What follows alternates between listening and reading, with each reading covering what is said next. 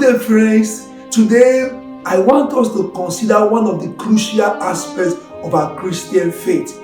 As a believer in Christ Jesus, we need to understand that selflessness is one of the crucial aspects of our walking with God. Jesus taught us to be selfless.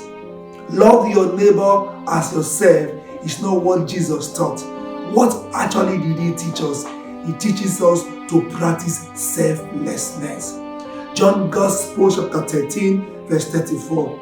A new commandment I give unto you, that ye love one another. Yes, that ye love one another as I have loved you, that ye also love one another. How did Jesus love us? John chapter 15 verse 12 says, this is my commandment, that ye love one another as I have loved you. Greater love has no man than this, that a man should lay down his life for his friends. This is what Jesus teaches, a life of selflessness, a life that puts others first, a life that prioritizes the need of others. Please don't live for yourself, live to be a blessing. This is what gives true fulfillment and satisfaction. 1 John chapter 3 verse 16 says, hereby perceive with the love of God, because he laid down his life for us, and we ought to lay down our lives for the brethren. Let's look at 1 John 3:16 from the Good News translation. This is how we know what love is.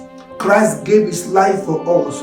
We too then ought to give our lives for others. So the kind of love that Jesus expects you to practice is a selfless kind of love.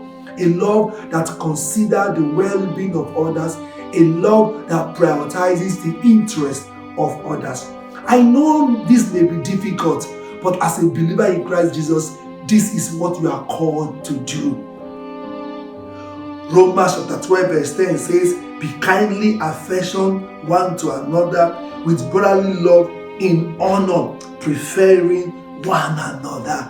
That was what Apostle Paul was telling the church in Rome. Prefer one another. Put others first.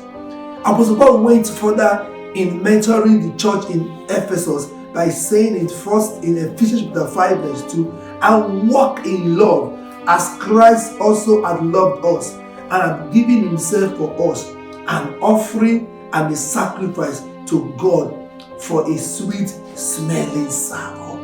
Walk in love and give yourself for others.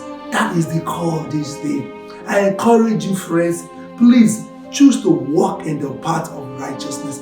I encourage you, friends, please choose to walk in the path of selflessness. By doing this, you are following the example of Jesus. Shalom. God bless you.